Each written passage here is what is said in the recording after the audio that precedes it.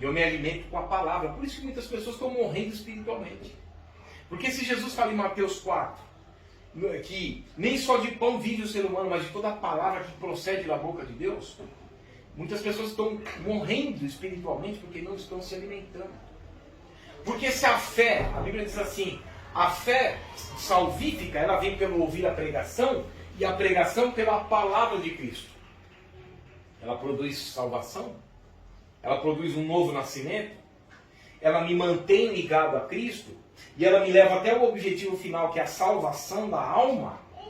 Isso está em 1 Pedro capítulo 1, versos 2 e 5, 7, 9, mas só que eu tenho que manter esse fogo, essa chama.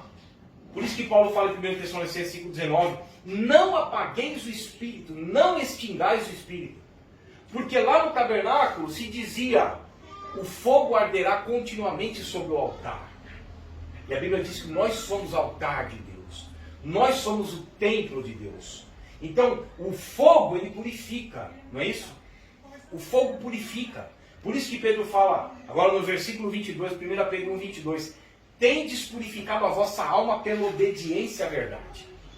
Se eu nasci de novo, agora eu estou andando nessas obras novas. E essas obras novas não são as obras mortas nossas do passado. Que a gente vivia na vaidade do próprio pensamento. Eu vivia como eu queria. Mas eu vou numa igreja evangélica, isso não importa.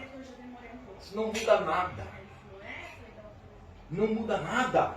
Nós vemos a advertência de Cristo à igreja de Laodiceia, que é a última igreja do Apocalipse. Essa igreja, Jesus fala que ela era morna. E ele estava a ponto de vomitar essa igreja na boca dele. Só que essa igreja está dizendo assim, ó, eu estou rica e abastada e não tenho falta de nada.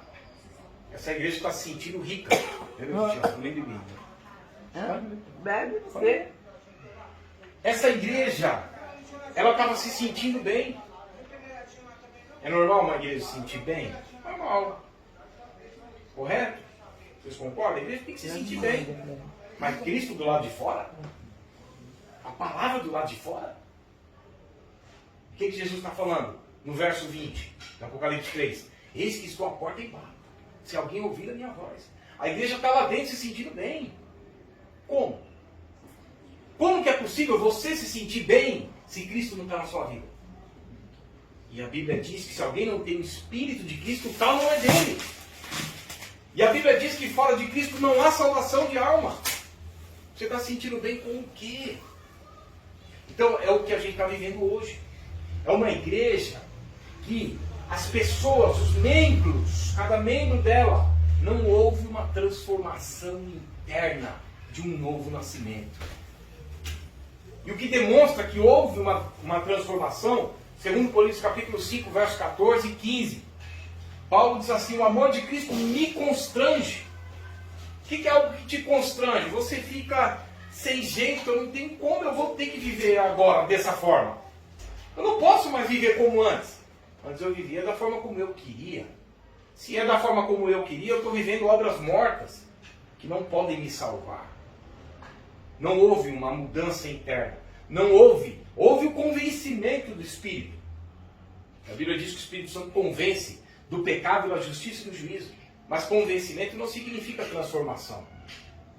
Porque eu tenho que reconhecer o meu estado sem Cristo. Me volto para Deus crendo e por Deus eu sou levado ao arrependimento.